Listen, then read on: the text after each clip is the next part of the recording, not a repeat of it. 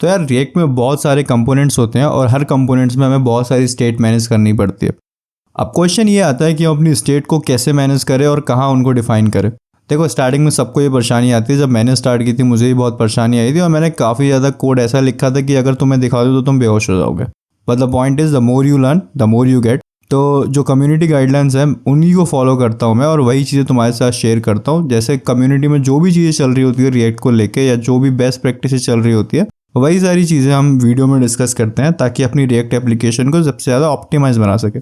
तो आज का क्वेश्चन है where should I define my state. ठीक है, अभी मैं तुमको बोलूँ कि यार ये क्वेश्चन ही गलत है। ठीक है, जब भी तुम रिएक्ट में काम करते हो तुम्हें ये क्वेश्चन पूछना नहीं होता कि where should I define my state.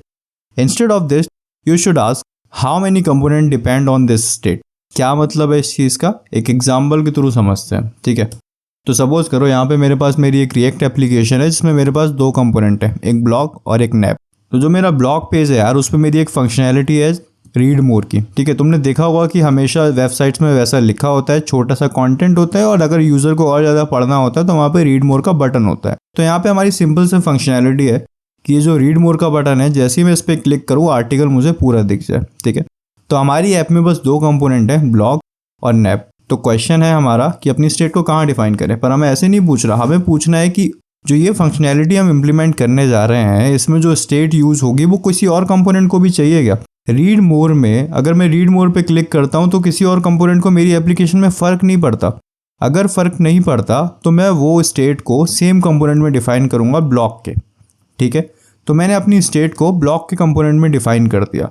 अब थोड़ी देर बाद यार मेरा मन किया कि ये जो ब्लॉग मैंने लिखा है ना इसमें मैं काउंट करना चाहता हूँ कि कितने वर्ड का ब्लॉग लिखा है।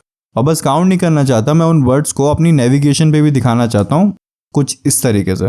ठीक है, तो जैसे मैंने एक ब्लॉग लिखा उसके वर्ड्स हैं 800। ठीक है, तो अब इसमें क्या होगा, इसमें मैं ब्लॉग में चीज़ें यूज़ तो कर रहा हूँ पर उसके साथ साथ जो वर्ड है वो नेविगेशन में भी दिखा रहा हूँ। तो यहाँ पे जो स्टेट है मेरी वो ब्लॉग के अंदर भी है और नैप के अंदर भी है, तो दोनों के अंदर है। तो अगर इस स्टेट को मैं ब्लॉग के अंदर डिफाइन करता हूँ तो डेफिनेटली वो काम तो करेगी। पर हमें ये भी पता है यार कि जो रिएक्ट है ना वो सिबलिंग में डाटा कम्युनिकेट इतने अच्छे से नहीं करता है। ठीक है, वो करता है पर तुम्हें उसके लिए बहुत ज़्यादा क्रिटिकल चीज़ें करनी पड़ेंगी जो तुम्हारे एप्लीकेशन की ऑप्टिमाइजेशन को बहुत कम कर देगी। तो अब यार ये स्टेट तुम्हारे ब्लॉग कंपोनेंट को भी चाहिए और नैप कंपोनेंट को भी चाहिए, तो इसका बेस्ट सॉल्यूशन क्या होगा। तो इसका बेस्ट सॉल्यूशन यही है कि तुम अपनी स्टेट को पेरेंट कंपोनेंट में डिफाइन करो और यहाँ पे हमारा पेरेंट कंपोनेंट है ऐप। ठीक है, तो हम वहाँ पे अपनी स्टेट डिफाइन करेंगे। अब स्टेट डिफाइन करने के बाद सेकंड क्वेश्चन ये आता है कि तुम्हारा जो हैंडलर है, ठीक है, इवेंट हैंडलर है, उसको कहाँ डिफाइन करना चाहिए। तो रिकमेंडेशन यार हमेशा यही कहती है जहाँ भी तुम अपना स्टेट को डिफाइन कर रहे हो वहीं पे तुम अपने इवेंट हैंडलर को डिफाइन करो। अगर मैं अपनी स्टेट को ब्लॉग में डिफाइन कर रहा हूँ तो मेरा इवेंट हैंडलर को भी मैं वहीं पे डिफाइन करूँगा उसी कंपोनेंट में। ठीक है, इसका सेंस भी बनता है ना। अब तुम्हारी स्टेट है ब्लॉग में और तुमने इवेंट हैंडलर को किसी और कंपोनेंट में डिफाइन कर रखा है, उसका क्या मतलब है।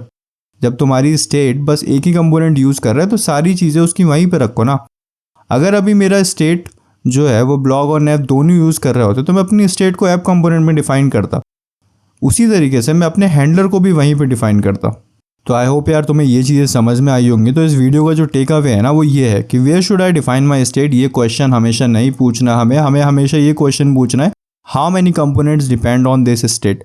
उसके हिसाब से तुम अपनी स्टेट का बेस्ट यूज़ कैसे कर सकते हो वो तुम्हें देखना है और अपनी रिएक्ट एप्लीकेशन को बहुत ज़्यादा ऑप्टिमाइज बनाना है। ठीक है, आजकल हम लोग अपनी रिएक्ट एप्लीकेशन को काफ़ी ज़्यादा ऑप्टिमाइज करने की कोशिश करते हैं और मुझे लगता है यार तुम लोगों को भी उस पर फोकस करना चाहिए। अगर तुम चैनल पे नए हो यार तो सब्सक्राइब करो और अगर ये वीडियो पसंद आई हो तो उसको लाइक कर दो। आज के लिए इतना ही रखते हैं, बाकी मिलते हैं अगले वीडियो में।